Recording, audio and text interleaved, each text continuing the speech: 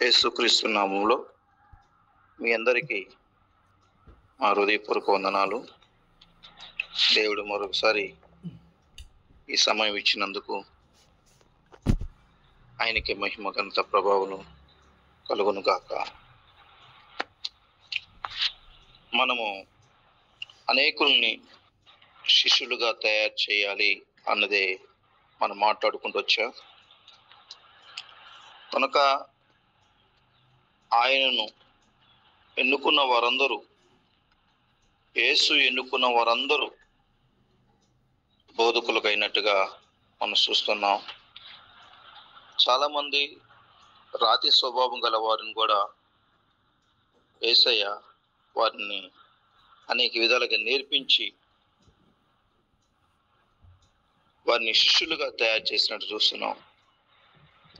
ఎందనైతే శిష్యులుగా చేశాడు దేవుడు యేసుక్రీస్తు వారు, వారందరూ మరి ఆయన చెప్పిన బోధలు చెబుతూ అనేకుల్ని శిష్యులుగా తయారు చేసినట్టుగా మనం గమనిస్తూ ఉంటున్నాం చరిత్ర ప్రకారంగా. అయితే ఈ యొక్క విషయాన్ని ఒకసారి మనం గమనిస్తే,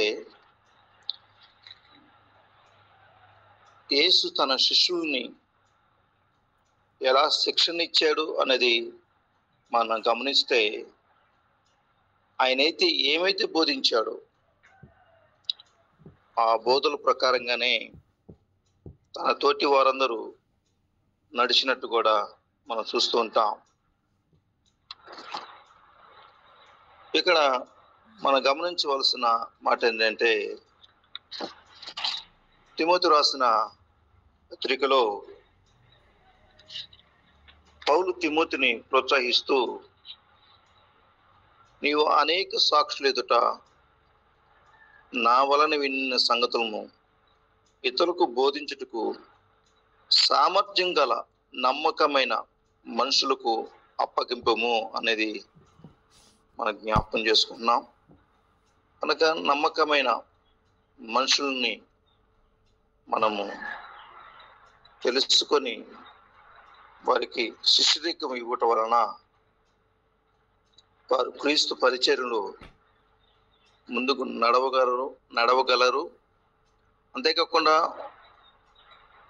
వారు అనేకుల్ని తయారు చేయగలరు శిష్యులుగా. కనుక ఇదంతా ఎందుకు అనేది మనం జ్ఞాపం చేసుకుంటున్నాం. దేవుని రాజ్య వ్యాప్తి కొరకు, దేవుని రాజ్య విస్తరణ కోసం మనము శిక్షణ ఇవ్వాలి. దీంట్లో నేను 6 విషయాలు మీతో మాట్లాడాలనుకుంటున్నాను. ఒకటి, ఆయన శిక్షణ ఇచ్చిన వారందరూ బోధన పొందారు. రెండవదిగా, ఆయన వారితో జీవించాడు. యేసుక్రీస్తు వారు 3.5 సంవత్సరాలు శిష్యులతో ఉన్నారు. ఒక బోధకుడుగా ఆయన ఉండలేదు, కానీ ఆయన జీవితమే నేర్చుకునే విధంగా ఆయనే వారికి ఒక స్కూల్గా మారిపోయాడు. అందుకే ఆయన నన్ను వెంబడించండి ఆ మాటకు చెప్పినప్పుడే శిష్యులు ఆయన వెంబడించినట్టు చూస్తున్నాం. ఆయన గురించి నేర్చుకొని ముందుకు సాగిపోయినట్టు కూడా మనం చూస్తున్నాం. కనుక మన జీవితంలో ఏం బోధిస్తున్నామో,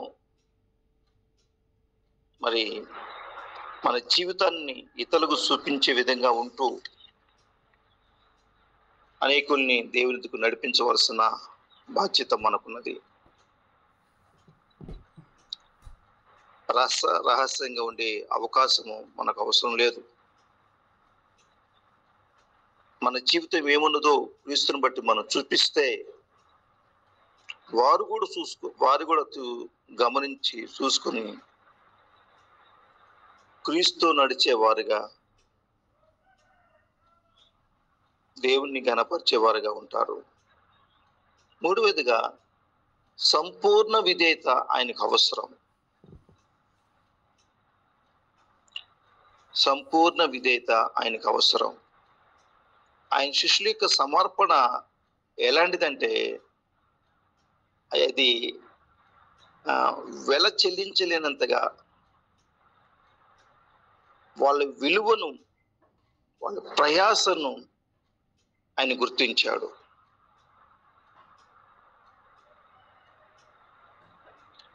యేసుకు వందల మంది శిష్యులు ఉన్నా కానీ వెంబడించిన వారు కొద్దిమంది.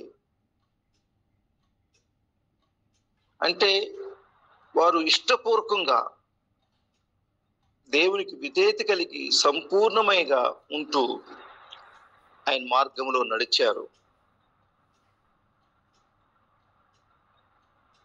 కనుక బైబిల్ వాక్యం ప్రకారం మనం చూస్తే యోహాను సువార్తలోని 6వ అధ్యాయము 66వ వచనంలో ఇది కఠినమైన మాట అంటూ ఆయన శిష్యులు అనేకులు వెనకకు తీసి మరెన్నడూను ఆయన వెంబడించలేదు. యేసు మాట్లాడిన భాషాంతరంలో కొన్ని అలంకరమైన భాషలో ఆయన ద్రాక్షావళి అన్నాడు, కానీ ఆయన ద్రాక్షావళి కాదు కదా. నేను ఒక ద్వారము అన్నాడు, అంటే ఆయన తలుపేనా? ఈ భావాలు అర్థం చేసుకోక అక్కడున్న వందల మంది శిష్యులు వెనుకకు తీశారంట. మరెన్నడూను ఆయనను వెంబడించలేదు అనే మాట మనం గమనిస్తున్నాం.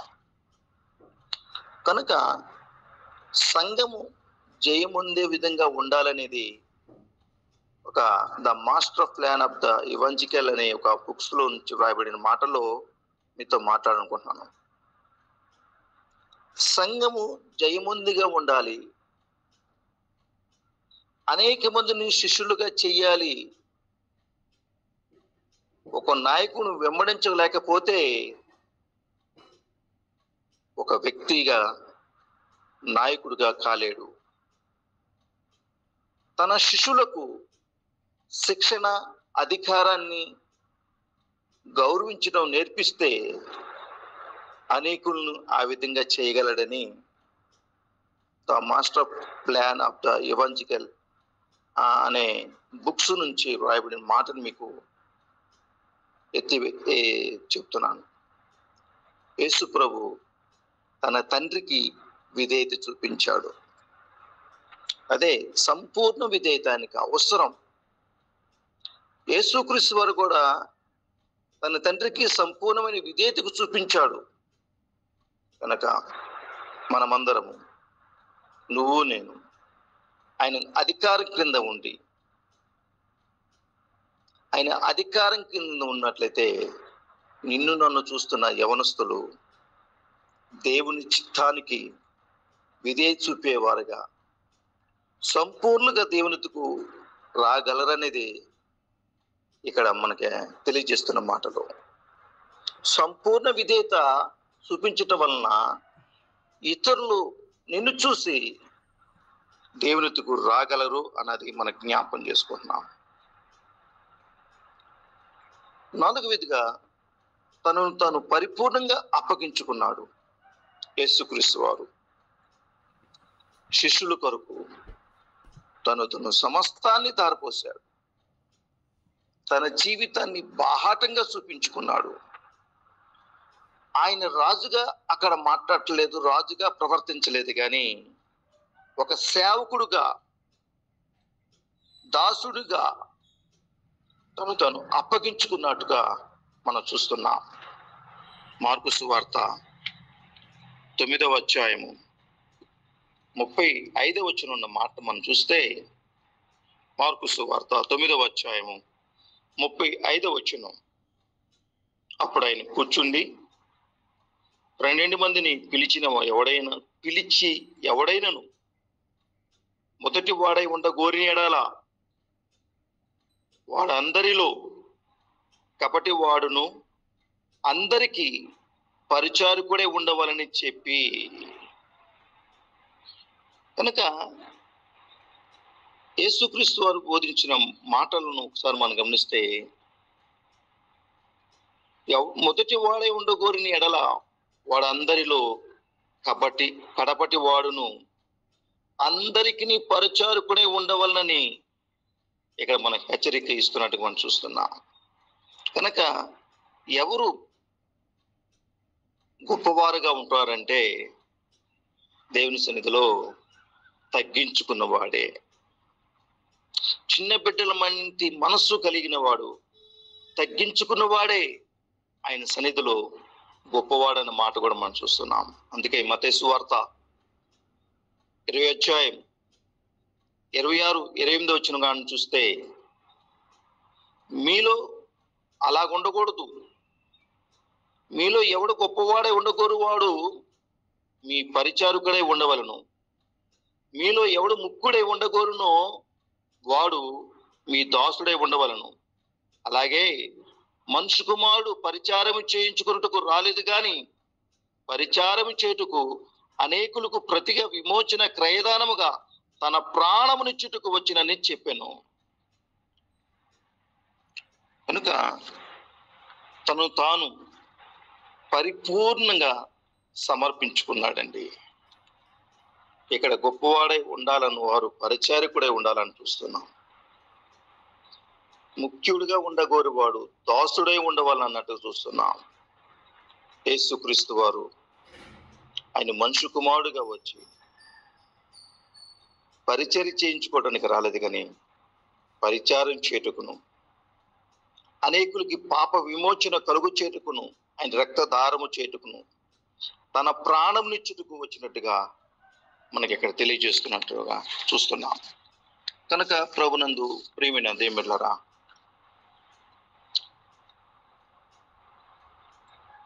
మనమందరము దేవునికి పరిపూర్ణంగా సమర్పించుకొని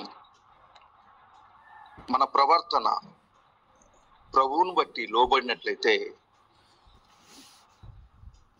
ఆయన వాక్యం ప్రకారంగానే పరిపూర్ణంగా మనము సేవలోకి ముందుకు సాగిపోగలము. ఐదవదిగా ఆయన మార్గాలను చూపించాడు, అనేక మందికి మాదిరిగా చూపించాడు. నేనే మార్గం అంటూ ఆయన చెప్పిన బోధలు మనం చూస్తున్నాం యోహాను సువార్త 14:6. అంతేకాకుండా ఆ మాదిరిలో ఇంకో మాట ఏంటంటే ప్రేమ. నిన్నటి దినం కూడా మాట్లాడుకున్నాం. యోహాను సువార్త 10:12 చూస్తున్నాం, నేను మిమ్మల్ని ప్రేమించిన ప్రకారము మీరు ఒకరినొకడు ప్రేమిపోవాలన్నటే నా ఆజ్ఞ. యోహాను సువార్త 15:12. నేను మిమ్మల్ని ప్రేమించిన ప్రకారము మీరు ఒకరినొకడు ప్రేమింపవాలన్నటే నా ఆజ్ఞ. మరి మరొకసారి వారి జ్ఞాపకం చేయటకి అదే 13:34 చూస్తున్నాము, నేను మిమ్మల్ని ప్రేమించినట్లనే ఒకరినొకరు ప్రేమింపవలెను అన్నమాట మనం చూస్తున్నాం. ప్రేమించటం నేర్పించాడు, చూపించాడు. కనుక మన సేవా జీవితంలో మనం ఇతరులను మాదిరిగా ఉంటూ యేసు ఎలాగున్నాడు, తనతో వెంబడించిన శిష్యులు ఎలాగున్నారు, నీ జీవితం నా జీవితం ఇతరులకు మార్గం చూపించే విధంగా ఆదర్శవంతంగా ఉండే విధంగా ఉండాలనేది ప్రభుపేట మనం చూస్తున్నాను.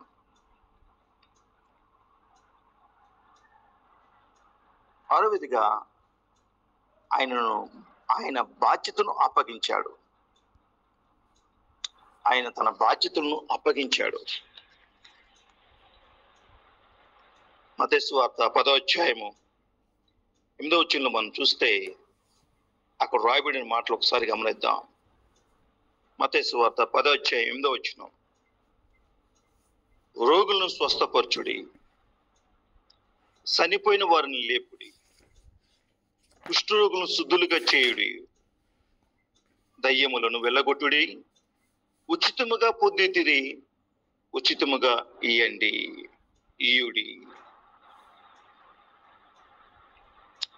శిష్యులను నమ్మి యేసుక్రీస్తు వారు కొన్ని బాధ్యతలు ఇచ్చాడు. దేవుడు కూడా యేసుక్రీస్తు వారు మనల్ని నమ్మి మన సంఘ అభివృద్ధి కోసమును కొన్ని మనకి ఇచ్చాడు. వాటి మన సేవ అభివృద్ధి కోసమును వాడుకునే వారిగా ఉండాలి, కానీ వేరే ఉద్దేశాలకి వాడకూడదు అనేది మనకి ఇక్కడ తెలియజేస్తున్నారు. ఏం చెలవిస్తుంది? ఉచితంగా పొందితిరి, ఉచితంగా ఈయుడి. కనుక మనము దేవుడు నిన్ను నన్ను ఏ స్థితిలో నుంచి రక్షించుకున్నాడు గమనించి, దేవుడు తన బాధ్యతలు మనకు అప్పగిస్తున్నప్పుడు, మనకు ఆయన కృపా వరాలు ఇస్తున్నప్పుడు మనము సంఘ పరిచర్య క్షేమాభివృద్ధికరమైన కార్యాలు చేసేవారుగా ఉండాలి, కానీ మరి వేరే ఉద్దేశాలకి వాడకూడదనేదే మాటను మనకు స్పష్టంగా తెలియజేస్తున్నది.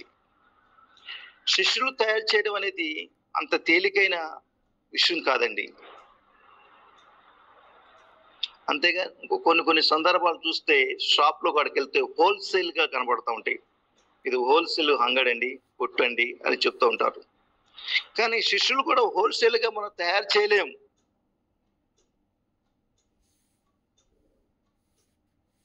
మనము సహనముతో సమయాన్ని కేటాయించి ఒక్కొక్కరికి తరిపి తీస్తూ దేవుని చిత్తాన్ని నెరవేర్చే వారిని ఆయన శిష్యులుగా తయారు చేయవలసిన బాధ్యత మన మీద ఉన్నది. సహోదరుని మనం తయారు చేయాలి. దేవుడు మనకిచ్చిన ధన్యత, వారి కొరకు మన జీవితాలను అంకితం చేద్దాం. కనుక ప్రభునందు ప్రియమైన దేవులారా, ఈ దినాన మనం మాట్లాడుకుంటున్న మాటలు మరొకసారి స్మరణ చేసుకుందాం. శిష్యులుగా తయారు చేసేవాడు, మీరు వెళ్ళి సమస్త జనులకు శిష్యులుగా చేయడనే వాగ్దానం మనం జ్ఞాపకం చేసుకుంటున్నాం. పాత నిబంధనలో మరి ఏలియాకు, ఎలీషా, మోషేకు, యెహోషువ లాగానే కృత నిబంధనలో దేవుని రాజ్య వ్యాప్తి కొరకు వినియోగించిన విధంగా మరి శిష్యుల్ని ఏర్పాటు చేశాడు. మరి పౌలును, బర్నబాను వారి కొరకు ప్రార్థించి సేవకు పంపించి శిష్యులుగా తయారు చేసినట్టుగా మనం చూస్తున్నాం. మనము నమ్మకమైన పరిచారకుగా ఉండాలని,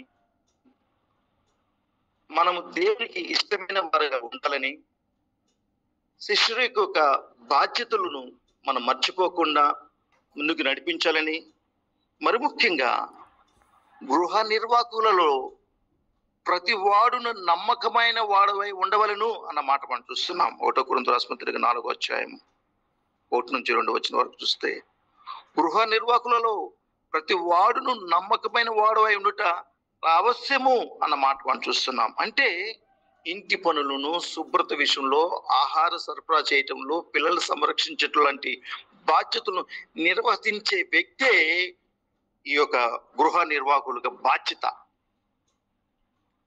కనుక దేవుడు మనల్ని నమ్మి, నిన్ను నన్ను నమ్మి ఈ బాధ్యత ఇచ్చినప్పుడు యేసుక్రీస్తుని మనం మాదిరిగా తీసుకుని పోవాలి. పౌలు గారు కూడా, నేను క్రీస్తు పోలి నడుచుకుంటున్నారు, మీరు నన్ను పోలి నడుచుకోమని చెప్పాడు. కనుక తన శిష్యులను మనం ఇలాగ తయారు చేద్దాం. ఎలాగూ యేసు బోధించిన విధంగా అనేకులు బోధకులు చేసినట్టుగా మనం కూడా వారిని తయారు చేద్దాం శిష్యులుగా. ఆయన వారితో జీవించినట్టుగానే మనం కూడా మన సంఘస్థులతో మరి దూరంగా ఉండకుండా, ప్రత్యేకతగానే విధానం కాకుండా వారితో కలిసిపోయే వారిగా ఉంటూ వారిని శిష్యులుగా తయారు చేద్దాం. సంపూర్ణ విధేయత ఆయనకు అవసరమనే విధంగా యేసుక్రీస్తు వారు తన తండ్రికి ఏ విధంగా అయితే సంపూర్ణత కలిగి ఉన్నాడు, మనం కూడా దేవునికి పరిపూర్ణ సంపూర్ణత కలిగి ఉండాలని దేవుని వాక్యం ద్వారా మనం తెలుసుకుంటున్నాం. తను తాను పరిపూర్ణంగా అప్పగించుకున్నాడు. కనుక పరిచర్య చేయుటకు రాలేదు కానీ, పరిచర్య చేయించుటకు రాలేదు కానీ, పరిచర్య చేయుటకు వచ్చినట్టుగా మనం చూస్తున్నాం. కనుక అనేకుల్ని దేవునితో నడిపిద్దాం. మన దేవుని యొక్క సన్నిధిలో భయముతో, భక్తితో నడుస్తున్నాం. చేస్తున్నాం, ఇంకాను చేయాలనేది దేవుడి వాక్యాల ద్వారా మనం హెచ్చరిక చేశాడనే మాటను మనం జ్ఞాపం చేసుకుందాం. ఆయన మార్గాలను చూపించాడు. ఆ మార్గమే ప్రేమ. నేను మిమ్మల్ని ప్రేమించినట్లే ఒకరినొకడు ప్రేమింపవలను అన్న మాటను హెచ్చరిక చేస్తున్నాడు. ఆయన మనకు బాధ్యతలు అప్పగించాడు. రోగుల్ని లేక ఆ దయ్యం పట్టిన వారిని అనేక విధాలుగా దేవుడు విడుదల చేసే ఆ బాధ్యతలు మనకిచ్చాడు. ఉచితంగా ఇచ్చాడు. మనం ఉచితంగానే ఇచ్చేవారుగా ఉండి మనల్ని దేవుని చిత్తం నెరవేర్చడానికి శిష్యులుగా తయారు చేసి సహోదరుల్ని దేవుడు మనకిచ్చిన ధన్యతన వారి కొరకు మన జీవితాలని అంకితం చేద్దాం. దేవుడి మాటలు మన వినికిలో దేవుడు దించును గాక. ఆమేన్.